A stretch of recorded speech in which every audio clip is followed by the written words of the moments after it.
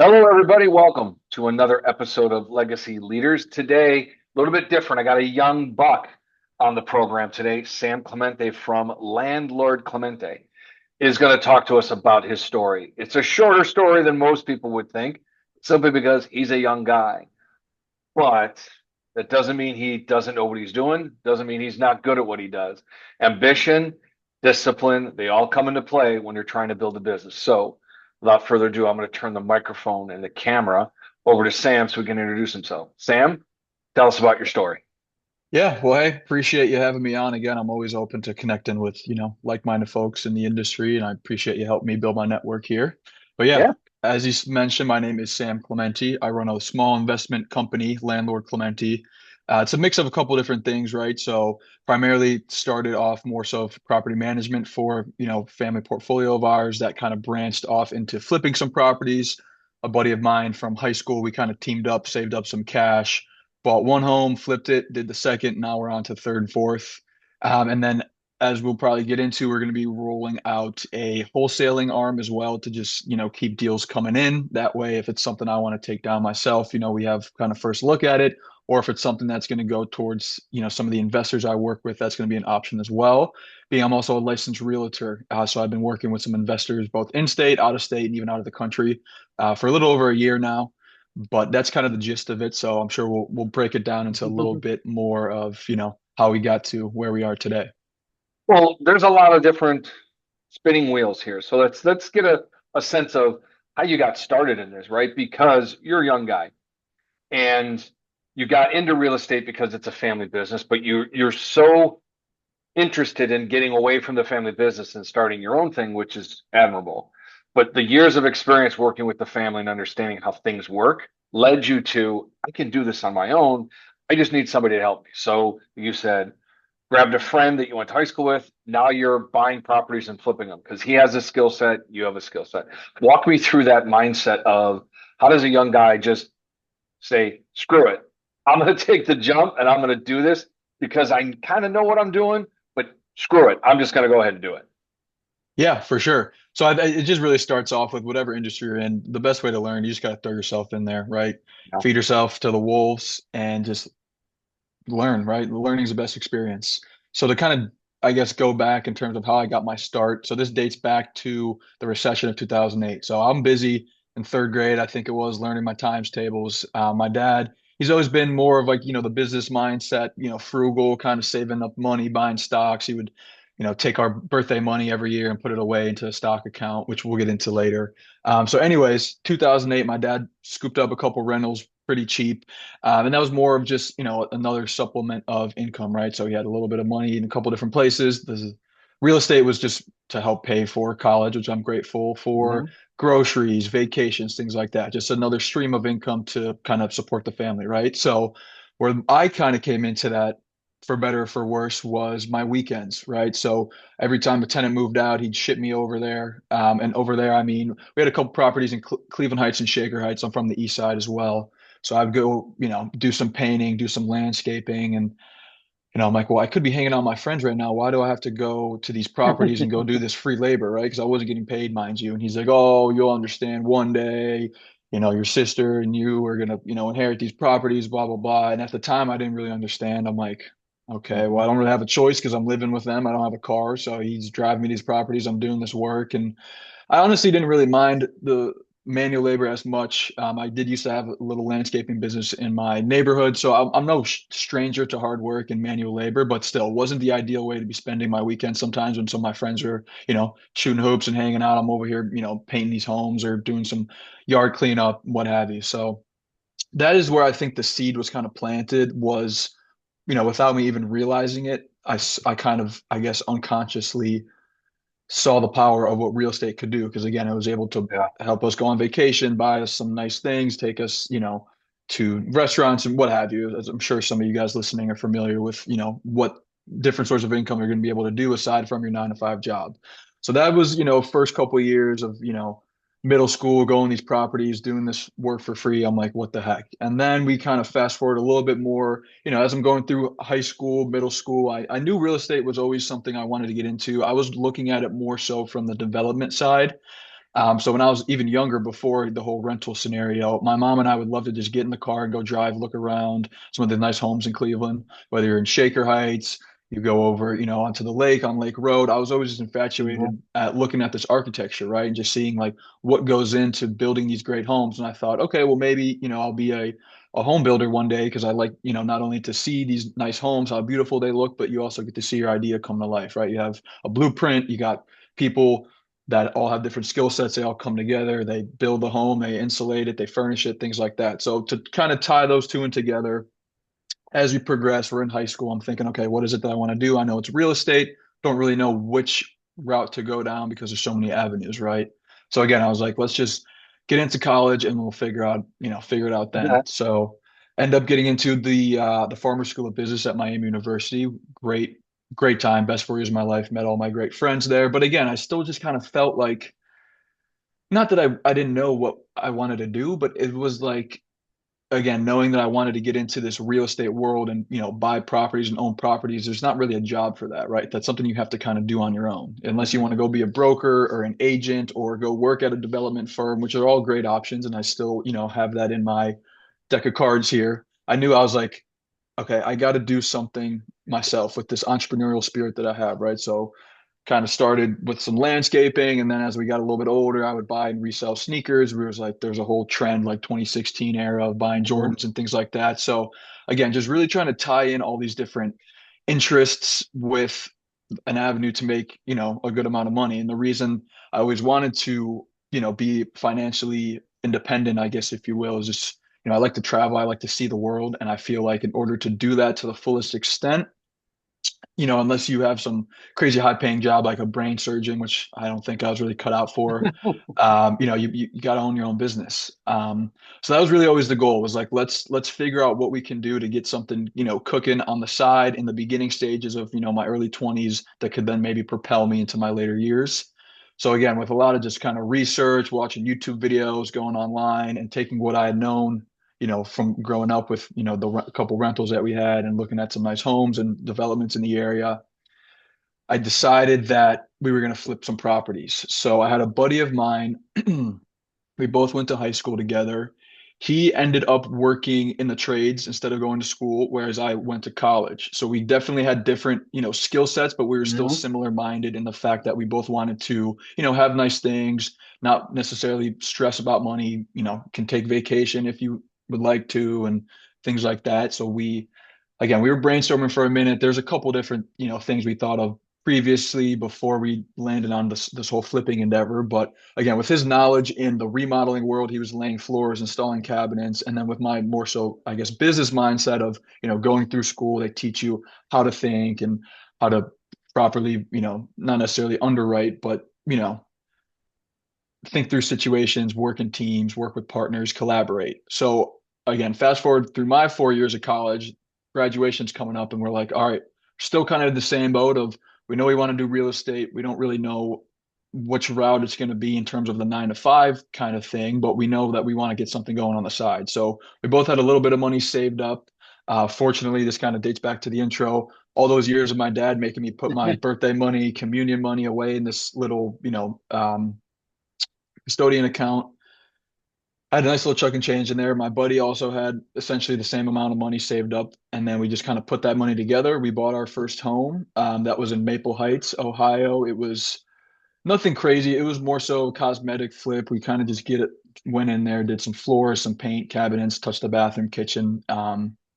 Some of the CapEx items were taken care of already. The roof was newer. We did get new windows, HVAC, all that stuff was good. So we got a little lucky in terms of our first flip of just kind of biting the bullet.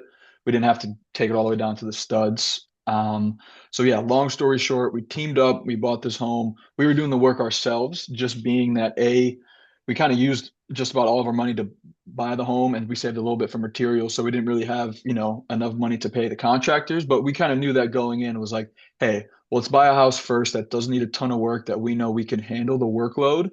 That way, we can learn as much as possible Yeah. because that's what this is all about, right?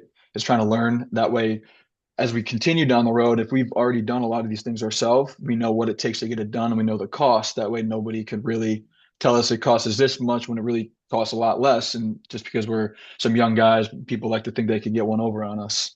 So anyways, we did a lot of the work ourselves on that first one and we made out pretty well. And then, we kind of just bankrolled it into the second one. But the second one's where it got a little hairy, just being that as we started pulling stuff out, we started uncovering new things. Oh, this needs to be repaired, this needs to be repaired, that needs to be repaired too. So the second flip we did, we essentially took it all the way down to the studs. I Mhm. mean, bare bones. This one was in Cleveland Heights. So it was a little bit of a, I guess, nicer area in the sense of, the home that we purchased was more expensive than the previous home in Maple Heights. The ARV was a little bit higher. The quality of work needed to be just a touch higher essentially than what we Mhm. did previously, just being that it's a little bit of a different area. So, that one, fortunately, we still made out positively, not necessarily as much as we thought, just Yeah. because again, we cut our teeth on this one and we learned so much more on the second flip than we did on the first. And that's something I'm so grateful for in terms of the experience, right? In the moment, it sucked. We would have to go during the weekends after work because we both had 9 to 5 jobs, right? So we were weekend warriors, as we like to call them. Saturday, Sunday, same thing. Friends are out partying, hanging out. We were working on these homes. But I mean, I wouldn't have changed it for the world. We learned a ton, especially after that second one. We replaced just about everything in the home: windows, roof, flooring, drywall, HVAC. I mean, everything is brand new. And so that took our knowledge even further in terms of what does it actually take to flip a home. This first one was, kind of cosmetic. Probably anybody with relative sense of numbers could have just got in Yeah. there and done a couple things. Whereas the second one is really, really where we learned. And along this time as well, we were trying to build our book of contractors because the whole goal is, my buddy and I would like to remove ourselves from the day to day of doing the physical work and letting the contractors kind of, do the day to day while we could kind of oversee the whole operation. So the last 2.5 years of us doing these flips, we had that in the back of our mind as well as like, okay, well, not only are we in the business and we're getting this stuff done to get it done to sell it, but we also are taking notes in terms of, okay, who are some good contractors that we've, called up to get estimates on certain things or just from word of mouth. And that's a huge part of the business as well. It's all about who you know. So I know that was kind of a lot there and feel free You're to good. backtrack at all if you'd No, like. But yeah, there's a lot there, and the point that you just made, it's one thing to learn who's good at what they do as a contractor, right? It's another thing to understand through experience who you can trust. right. And I think that that's a big part of it. So there's a lot here. So one thing I want to make comment to, I want to ask you, what are you grateful that you learned so much on your flip number two compared to, let's say you had to wait all the way to flip number seven before you learned that lesson? I would assume learning it earlier on made it easier for three, four, five, six, seven, so you didn't have to worry about all the things you didn't know yet. So learning it really early kind of helped you, right? 100%. Yeah. And Yeah. it's kind of the same thing in sports, right? They say you'd rather get the losses out of the way in the beginning of the season. That way you have the rest of the season to kind of gel as a team, make it into the playoffs. I think it's the same thing here. While we're young, we don't have a lot of responsibilities, right? I don't have a family, I don't have kids to take care of. So it's like, why don't we take the risks now and try to Yeah. learn as much as we can now? That way we're setting ourselves up for, success down the road. So yeah, again, it was a great learning experience. And not only with that, we were meeting people along the way, contractors, realtors, lead inspectors, the whole nine. Mm. And that's something that you can't find that stuff anywhere else. You have to be in that and live it Wait, to get those Sam, you're telling me connections. there's not a flipping handbook that somebody follows every time? It's If literally there learning on the was, fly. yeah, if there was, I'd have that book and you'd probably never see me again. But yeah, I think that's Well, really the best way to learn, in my maybe your opinion. next book or your next opportunity is to you and your partner write a book on how to flip a house without falling through the cracks, right? Yeah, I mean, I'm always open to that. I love to help others, so I have, some social media that I have going, videos of me in the properties breaking down how things work, what the pricing of certain things are. That way, I'm able to Yeah, spread the knowledge, spread the wealth, right? There's enough homes to be flipped in Cleveland, in the U.S., in the world that like you don't need to yeah. be greedy, you don't have to be stingy. So I'm always open to connecting with people, whether you're interested in flipping and want to do it yourself, or you just never heard about it and you want to know what it's all about. Either way, I'm always open to sharing for sure. Well, I like that because it's going to lead into the next conversation. The fact that you have a business degree and you have this expertise in real estate from being young and all that, and then teaming up with somebody that actually worked within the trades, there's a unique collaboration that takes place because one of the best lessons you can learn as a business owner is knowing my own limitations and where my border lies, and then finding somebody that rubs up against that border with a completely different set of skills that we can work together. Instead Exactly. of leveraging two people that know the exact same thing, you and your partner can yin and yang, you can piggyback on each other, however you want to look at it. But the expertise that comes from two different people approaching it is actually multiplicative better than two people working side by side. I love the idea of somebody understanding and recognizing their own limitation. And that's what's so great about that message is find somebody you can collaborate with, right? Exactly. Yeah. No, we played off each other's strengths and weaknesses really well. As I said, he was more of, the manual labor kind of guy in the sense of he was doing that for the last 6 years. He did that a little bit in high school as well. So he kind of already came to the table with a little bit more expertise than just the average guy. And then, on my side as well, more of just, I guess, I mean, he's business mindset for sure, but I just more Yeah, so mean going through the whole college education kind of thing definitely paired well with his skill set of okay, how do we actually do the work itself? And then where I kind of came in was, okay, well, how are we going to use the work to kind of scale this into more of just getting into a property and getting out? I was looking at it from a bigger picture, whereas he was a little more focused on looking at the day to day. And again, that's how we kind of were able to pair with yeah, each other. I would kind of help him look at it from, all right, let's blow this thing up and scale it and make it as big as we can. And then he would physically show me, okay, this is how you put in floors. This is how you hang cabinets, make sure that they're level and X, Y, and Z. I mean, I could go on and on and on about all the sure. things you taught me. And YouTube is a great teacher as well. So anybody out there, like, again, you got to throw yourself in there, but don't be scared to look things up. YouTube, Reddit. I mean, I wouldn't be where I am today without some of that Well, as well. access to knowledge is one thing. Being able to learn it and apply it, completely different thing. So, as much of a resource as YouTube is, you want to make sure that people understand your expertise and specialties are geared and built off of learning. It's not that you did it yesterday on a YouTube video and all of a sudden you're here in somebody's house or a house of your own trying to flip it, right? There's Right. education that goes along with it. But to your point, there's so much access to information. It's how you use it and execute a plan to have that be a part of what you do day one to day 30 to day 365. It's how you Exactly. progress in that learning that makes a big difference in how you're doing things. Because for me, knowledge is key, right? And then Right. the next step would be, you know, you have a lot of things to worry about. And the way you described your first flip to the second flip, you had a really mitigated risk with number one. Number two, you did everything you can to mitigate risk, but you exposed some stuff you probably weren't expecting, but you still were able to insulate yourself. And I think what you're talking about is a very keen lesson that any business owner could learn from, and that is it's okay to take a risk. One, be calculated what you're going to do. Two, make sure when you jump, you have at least a parachute or a really soft landing. So if you do have a problem, it's not going to be devastating. Find a way to insulate yourself so you don't have a catastrophic fall. Does that make sense? Exactly. Yeah. No, I couldn't have said that better myself, honestly. Yeah.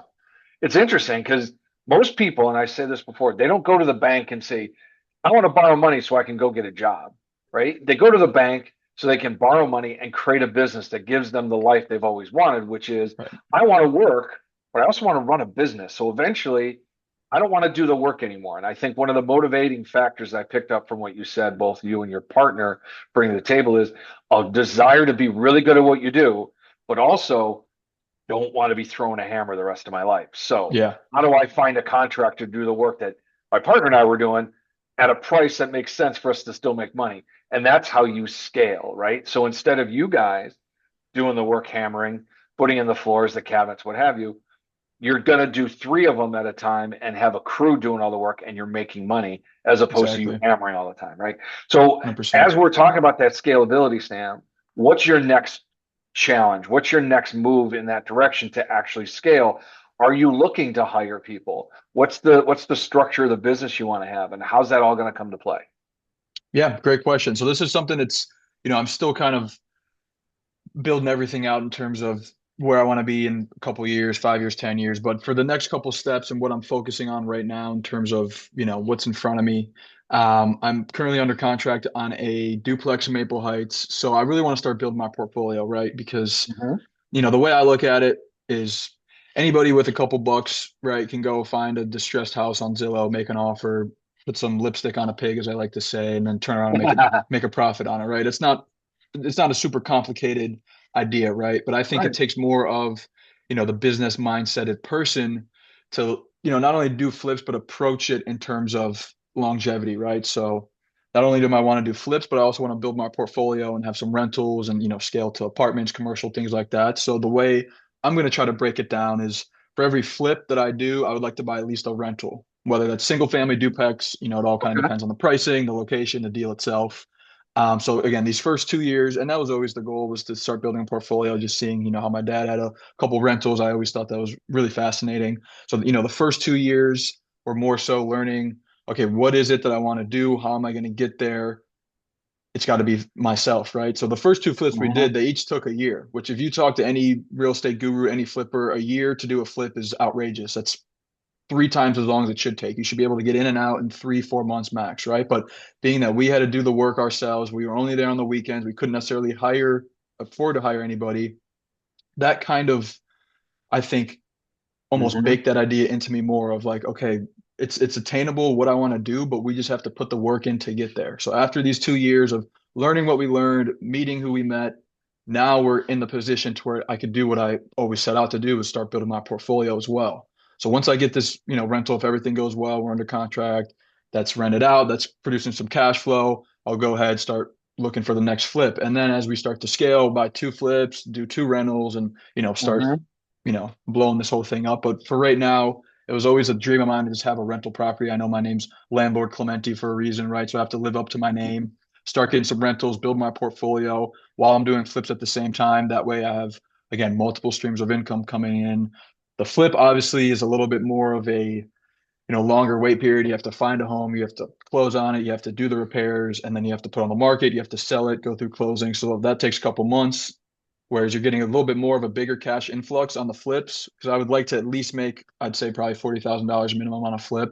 Whereas the rentals obviously is going to be a lot less, but that's coming in every month Yeah. recurring. I don't necessarily have to worry about that as much. I could throw some good tenants in there, have my property manager take care of it, let that kind of bake in the side while I'm more so focused on, managing the crews that are doing my flips. And then, as I mentioned, There do you two go. flips at a time, do three flips at a time, and then maybe we could buy a small, multifamily or apartment building and start scaling it up. So again, I have some work to do on my end in terms of what exactly I'm going to be purchasing, how frequently, every couple months I need to have this flip done so I could buy a rental. So the way I kind of have it right now is I like to do at least one flip every 4 months. That'll give me about three flips a year ish. And then that at least should mean I'm at least buying three rentals a year. And then that'll only just continue to kind of increase in the size Yeah. as we, have access to more capital, as I'm able to, start taking some loans out, maybe start raising some money, things like that. So yeah, I definitely still have some work to do, and I have to iron out some of the details, but the goal is still the same essentially. Yeah. And what's interesting about real estate, you own it for 4 to 6 years, it's going to have an increased value that now you can turn to the bank and say, I own X% equity in this house. I want to borrow against it. You borrow against house A to buy house B, and you repeat that process Yep, every so often. That's where exactly. wealth gets managed. And I love the comment that you had when we first got together. It was, um, the decisions I have to make instead of the decisions I get to make is all based on how much money I have.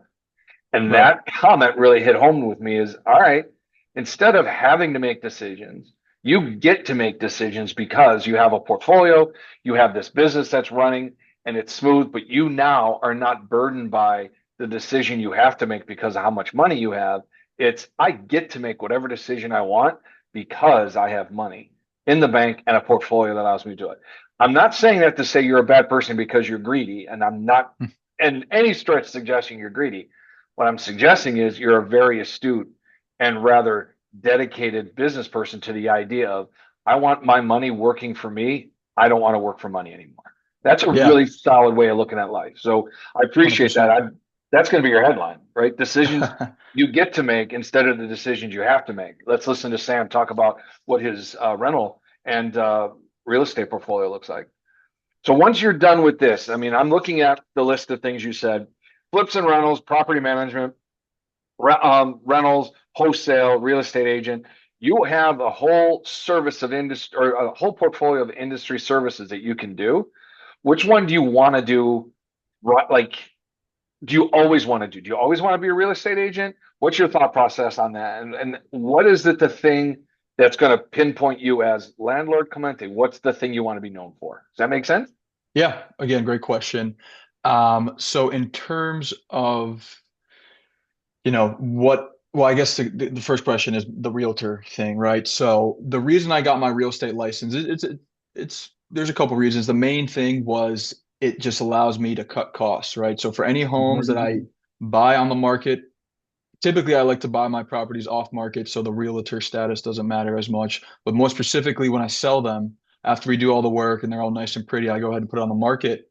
Instead of paying a fee to somebody to sell the property, 3%, 2%, whatever it is, the fee essentially, will come to me, but then I'm able to reinvest that into the business instead of Yeah. just essentially dishing out money. So that was the primary reason I got it, was just because I was going to save some money on the buy and the sell. The first property that we sold, and that we flipped, I didn't have my license at the time, and it was like, I mean, all the closing costs total were kind of expensive, but just the commission to the listing agent, who was a great guy, still keep in touch with him to this day. Nothing bad to say about him, but I was just like, well, you kind of just run the numbers. You're like, well, I paid him X amount. If I just have to pay, I think it was like $1,500 to get my license, and then like a couple $100 in fees every year. I'm like, that pays for itself within the first deal. That way Yeah. I'm able to save costs. And then the other thing too is when I'm going to walk properties, before I was licensed, I have to call the realtor. He'd have to meet us there after work. We'd have to get on the same schedules and blah, blah, blah. Whereas now I'm a realtor. I can just go walk the properties myself because I have access to the MLS. I can go ahead, log Yeah. on, get the code, put the offers in myself. I don't have to wait on anybody else, essentially, is another big point. So that's kind of the main reason that I got the license, was just to cut out the middleman, save some of the fees, and just do the things myself. Number two, and this is something I'm starting to appreciate more as time goes on and as I'm able to kind of see this come to fruition, is it helps build credibility. So when I'm talking with, whether it's wholesalers or investors or other agents, the fact that I also am a real estate agent gives me another layer of kind of that credibility, Yeah. because you can go on Facebook or whatever and just say, hey, I'm an investor looking to buy properties, blah, blah, blah. And there's a million people out there that, want to act like they know what they're doing, but they really don't. Whereas if I have that realtor tag kind of next to my name and I'm a licensed realtor, that helps me kind of bridge that gap. People maybe will take me a little more seriously off rip, knowing I'm also a Absolutely. realtor. So it helps me, networking in that sense. Um, and yeah, I mean that's the main reason I went to the realtor route. So I'm not technically like a realtor by day, where John Smith calls me up and wants to list his home. But if friends or family are looking for homes, buying, selling, like I'm more than happy to help out. And I don't I mean to say love, I'm not, yeah, and I don't mean to say I'm not gonna help no, no, no. investors if they want to reach out. But I just more so meant that because people, a lot of realtors, that's their full-time job, whereas I still have a full-time job. I work for a real estate software company in sales. So the realtor is just kind of another piece of this Well, big business in that you've sense. Not, described it as a strategic means to the end, which is exactly what you're using it for. And whether or not it gives you credibility, it does. Whether or not it saves you money, it does. It's strategically the smart thing to do because yeah, once you have that license, your access, the key to the gate is there for you to do what you need exactly. to do. It's a brilliant move. So I appreciate that. Yeah, thank you. Um, yeah, Sam, we've been on this for more than half an hour. We're about to close down. So I want to thank you for doing this. This is an education in a nutshell, really good information, a lot of information or education people can tap into. So I appreciate it. Um, the supplemental income piece that you talked about that turns into a wealth management opportunity is exactly what every business should be. Real estate is a very different beast, but it does follow the same principle. Invest your time, energy, and effort into something, build it, and eventually you'll get to hold on to it as an asset or sell it for a shit ton of money. That's exactly what I want everyone to think about when they think about their business is what is it going to be when it grows up? And you just explained to everybody this is what I'm doing, and I'm only 20 some years old, but this is my business model. So Yeah, hopefully, this is a lesson for every business owner out there, regardless of what their market or industry is. Build something and sell it for a shit ton of money, right? Yeah, and again, a lot of people always get tied up in terms of like the monetary thing, right? It's not so much the money itself. I don't want to, walk into a room and be the richest guy in there just to be the richest guy in the room. That's not even where my mind is. It's more so, and I'm sure you're aware of this as well. It's just what the money is able to unlock for you. It's the financial Right. freedom part. Like there's so much to see and do in the world. I want to be able to experience that and travel and not be tied down to any person or thing. I want to be able to manage my business from the other side of the globe and just see what life Yeah. has to offer. So that's where it really all comes into play for me. I know a lot of this is like real estate, it's money, it's numbers, it's this, it's that. But I look at it from more of just the experiential side. In order, unfortunately, right, in order to experience life to the fullest amount, you need some money to do that, to travel. Now, of course, yes, you can, have a great time in your little community and whatnot. I'm not here to speak on anything like that. But for me personally, I like to travel. I like to try new things. I like to eat different foods, experience different cultures. So in order for me to do that to the fullest extent, is to either start my own business or, I have to work somewhere for 40 years and then maybe I can do that when I'm 60. But that doesn't really Yeah. sound too intriguing to me. Well, you've already described it. It's the decisions you get to make as opposed to the decisions you have to make.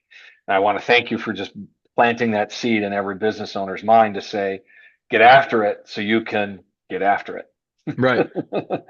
Thank you so much. Exactly. We'll see everybody on the next episode of the Legacy Leaders. Thank you guys. Appreciate it.